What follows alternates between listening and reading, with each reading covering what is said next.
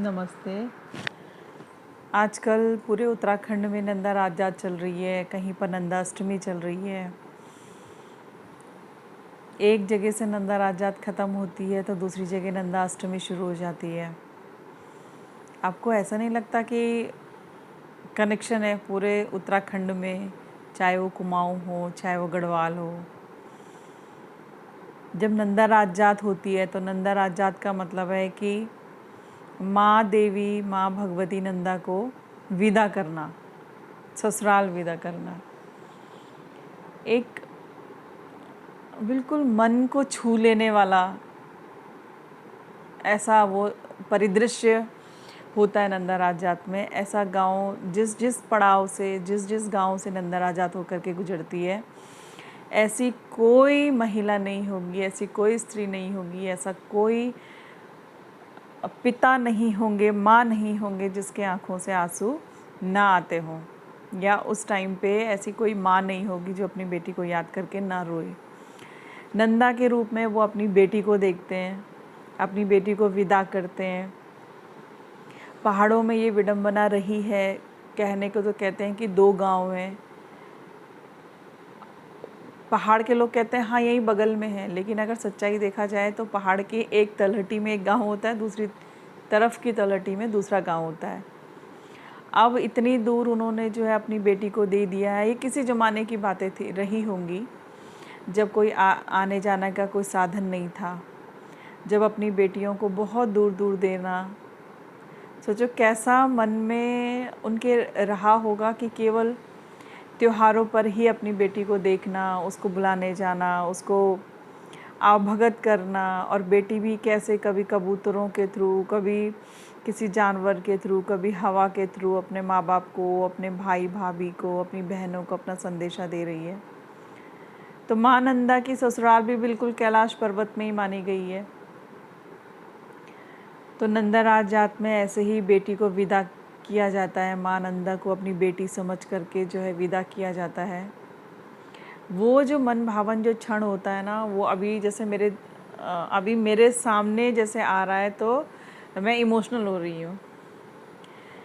जब उसको विदा कर दिया जाता है तो उसके बाद कड़ी जुड़ती है, कहीं बद्रीनाथ में, कहीं बागपत में, कि नंदा अष्टमी शुरू हो गई है। और नंदा अष्टमी शुरू होती है तो उसमें अभी जैसे बद्रीनाथ में चल रही है, तो नंदा अष्टमी जब शुरू हुई तो उसमें क्या किया, माँ नंदा को लेने के लिए गांव के फुलारी लोग जाते हैं। फुलारी का मतलब होता है कि कुछ स्पेशल लोग जिनको माँ नंदा को बुलाने के लिए भेजा जाता है। और कहाँ भेजा जाता है? जो नीलकंठ पर्वत है उसकी तलहटी में, नीलकंठ पर्वत की तलहटी में माँ नंदा का ससुराल माना जाता है, ऐसा स्थानीय किंवदंतियों के अनुसार कहा जाता है। तो ये जो फुलारी होते हैं, इनको पूरा गांव विदा करता है बहुत प्यार के साथ कि भाई हमारी बेटी को तुम बहुत अच्छे से लेकर के आना, प्यार से लेकर के आना, उस पर ज़्यादा बर्डन ना हो, उसके ससुराल वालों पे ज़्यादा बर्डन ना हो। तो उसके लिए क्या करते हैं, पूरे गांव के लोग बहुत अच्छे से खाना बना करके उन फुलारियों के साथ भेजते हैं। अब जब ये फुलहारी वहाँ पहुँचते हैं, नीलकंठ पर्वत की तलहटी में जब वो लोग वहाँ पहुँचते हैं, तो वहाँ पर वो ब्रह्म कमल चुनते हैं और ब्रह्म कमल को से पूरी कंडी सजा देते हैं। ऐसा मानते हैं कि ब्रह्म कमल के साथ उस कंडी में भंवरे के रूप में माँ नंदा आती है, गांव में आती है। फिर जब जैसे ही वो फूल कंडी मतलब कंडी जो ब्रह्म कमल से पूरी तरह भरी हुई हो, फिर उसके बाद जब वो कंडी लेकर के वो फुलारी आते हैं और धार पे दिखाई देते हैं। धार मतलब पहाड़ की चोटी पे जहाँ से उतराई शुरू होती है गांव के लिए। जैसे ही वहाँ पे दिखाई देते हैं तो गांव में कुछ लोग ऐसे होते हैं जिनको पशवा कहा जाता है। पशवा का मतलब होता है जो देवताओं को अपने ऊपर धारण करते हैं, देवता उनको चुनते हैं, तो उनको पशवा कहा जाता है। तो वो बहुत चिल्ला के खुश हो कर के धार पे पहुँचते हैं कि हाँ बेटी आ गई। फिर वो गले मिलते हैं, बहुत खुश होते हैं, बहुत खुश होते हैं। उनको वो भंवरा उन पशुओं को दिखाई देता है। फिर वो लेकर के माँ नंदा को बहुत प्यार के साथ पूरे गांव वाले बहुत मनोयोग के साथ उसको लेकर के आते हैं। कितना अच्छा क्षण होता है, बेटी अपने घर आ रही है भगवती के रूप में। फिर गांव में माँ नंदा का मंदिर होता है, वहाँ ब्रह्म कमलों से पूरा मंदिर सजाया जाता है, क्योंकि ब्रह्म कमल को प्रतीक मानते हैं कि माँ नंदा है। सजा करके पूरे गांव की जितनी भी औरतें हैं वो सब अपना दाखुड़ी यानी कि झुमेला टाइप ये एक नृत्य होता है कि सब लेडीज़ एक दूसरे को पकड़ करके धीरे धीरे डांस करती हैं, नृत्य करती हैं। लोक नृत्य उसको कहा जाता है, वो करती हैं। और पूरी रात जागर होते हैं। जागर का मतलब होता है जागृति करने वाला भजन, लोकगीत, लोक काव्य। तो वो जागर जो है पूरी रात चलते हैं। फिर माँ नंदा को बहुत प्यार से पूरा वो चलता है, पूरा नृत्य चलता है।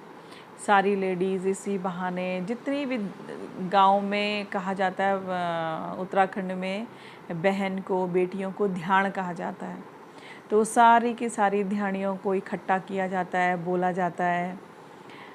इसी बहाने अपने सुख दुख लगते हैं। अब तो बहुत अच्छे अच्छे साधन हो गए हैं, तो अब इतना ये सिर्फ एक परंपरा जैसी है, रह गई है। लेकिन पहले जब किसी समय में जब इतने साधन नहीं होते थे और सिर्फ एकमात्र यही जरिया था कि बहनों को, बेटियों को अपना सुख दुख बोलने का मौका मिलता था अपने मायके में आकर के, तो क्या क्षण रहा होगा वो, कैसे वो लोग आपस में बात करते रहे होंगे। सोने भादों की दुर्बा अष्टमी, चल बेड़ियों नाचे खेल लिया दो। सोने भादों की दुर्बा अष्टमी, चल बेड़ियों भेंट वे जाली दो। नाच दी खेल दी मेरो हार टूटी गे, कू मेरो हार गठियोलता।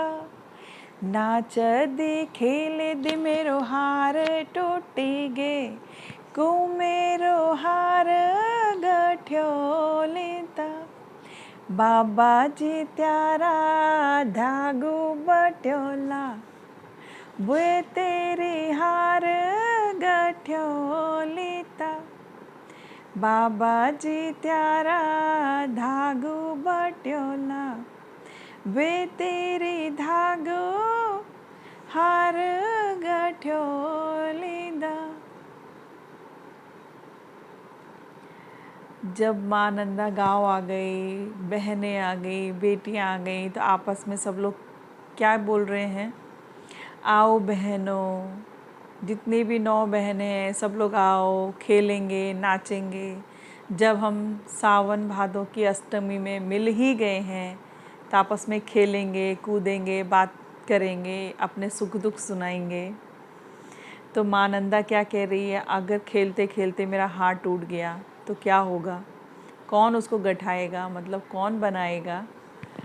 तो उसकी सखियाँ क्या कह रही हैं, अरे मायके में आई है तो तुम्हारे बाबा जी यानी पिताजी उसका धागा बनाएंगे और माँ गठियाएगी, यानी कि हार उसमें पिरोएगी धागे में माँ। तो ऐसे ही फिर बाद में चाचा चाची, भाई भौजी, देखो जॉइंट फैमिली का कितना मज़ा रहता है ना, कितना अच्छा लगता है। बेटी सिर्फ बेटी है, वो जेठानी की बेटी नहीं है, देवरानी की बेटी नहीं है, मामी की बेटी नहीं है, मौसी की बेटी नहीं, बेटी सिर्फ बेटी है। कितना अच्छा लगता है। सारे गांव वाले जब इतने प्यार से माँ भगवती का भजन करते हैं, बहुत अच्छा लगता है। फिर उसी तरीके से वो माँ नंदा को विदा भी करते हैं ससुराल अपने आंसुओं के साथ। मुझे तो बोलते बोलते मेरे रोंगटे खड़े हो रहे हैं। जिसकी बेटियाँ होंगी तो उसको तो लगेगा ही, है ना। जय नंदा जय हो जगदम्बा भवानी, जय नंदा जय हो जगदम्बा भवानी, जय हो महादेवी छतर धारिणी, जय नंदा जय हो जगदम्बा भवानी।